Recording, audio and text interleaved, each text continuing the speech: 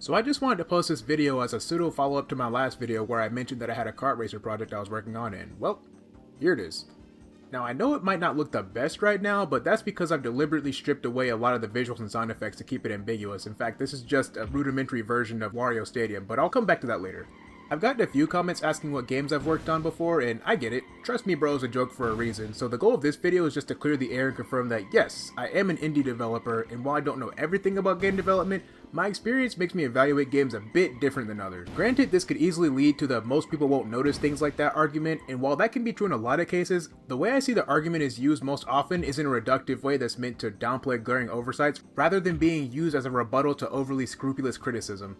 I think waving around your experience is a pretty tacky way to justify your criticism, and to me can feel pretty self-indulgent if done too often, so I'd rather just properly articulate my point than constantly bring it up. That's also the reason why I only briefly showed this game in the Mario Kart World video, but I'm sure some of you are curious about the gameplay in the background, so I'll touch on that finally. Also, yes, this is Roblox, and no, this game isn't going to be full of ridiculous game passes and over monetization. We'll most likely crowdfund to finish the game's development, but we'll cross that bridge when we get there. Like I said, this is a heavily modified and stripped down version of what the game actually looks like currently. So if certain visuals look kinda gross, understand that it usually doesn't look like that, and also most of the UI elements have been removed. As it stands right now though, the quality of the not botched version of the game would be comparable to a 3DS title, but the scope of the project is aimed to be around the size of a AA Wii game. Think something released by Hudson Soft, Camelot, or like a WiiWare title. Simplistic but not shallow. To give you a feel of what the controls are like, think Diddy Kong Racing but with drift boost. As you can see, the car turns extremely quickly, making it easy to dart left and right across the track. I used a similar method to modern Mario Kart's drift, meaning it charges faster the tighter you drift, but you can chain boost together like the Sonic kart racing games. You can do tricks with the D-pad when going off ramps like in Mario Kart Wii, and when you land you'll get a boost.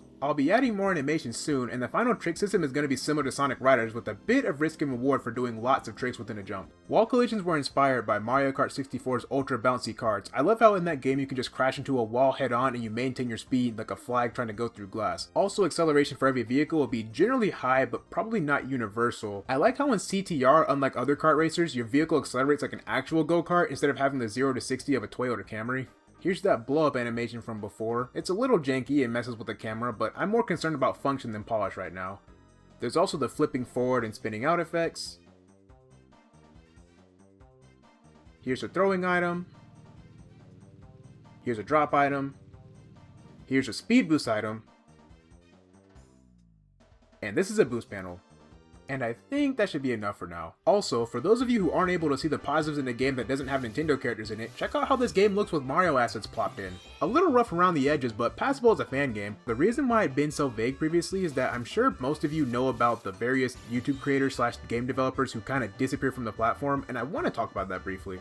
One of the most infamous cases that wasn't Yandere Dev was Danny, who was driven off not only YouTube but social media as a whole due to so-called fans with zero understanding of boundaries, and I don't want that to happen here. So while I love to share the games I've created on this channel, that comes with the 100% guarantee that I'll be constantly nagged to update, fix, and change the games I'm working on. And while I appreciate the enthusiasm, I'd just rather people leave feedback on my studio's channel and not the channel I use to simply talk about games or, whatever topic interests me that week. That being said, this is your first and final warning not to spam this channel with requests to get access to the game, add features to it, or better yet, commenting on every video asking for updates. Something to the effect of "looks great so far" is more than enough. Not that I'm expecting everyone to use those exact words, but if we're able to show just a shred of dignity here, I'd be more than happy to share more. Again, I appreciate the feedback, but guys, boundaries. Please. If I were accepting feature requests, I'd be asking for them. I've already played a mountain of kart racers, so as you can imagine, the design document for this game is absolutely enormous. I'm already fighting scope creep as is, so please understand that it's nothing personal. I just want to release this thing eventually. It's also worth mentioning that I'm trying to finish up this game so I can leave the Roblox platform and move to like Godot or something so I can release quote-unquote real games. Roblox is actually an extremely powerful engine all things considered, but it definitely comes with a well-earned stigma. I know the slopes in this footage have been absolutely disgusting, and the reason why is because while I was in the middle of working on a new collision system for the karts, Roblox decided it'd be real cute to completely overhaul the UI. Stop that. Anyway,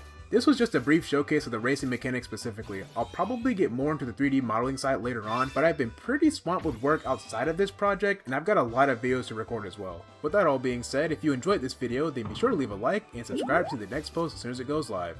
I've also got channel memberships available. No real perks quite yet, but it contributes to the continued growth of the channel, and your support is greatly appreciated. Alright, take care.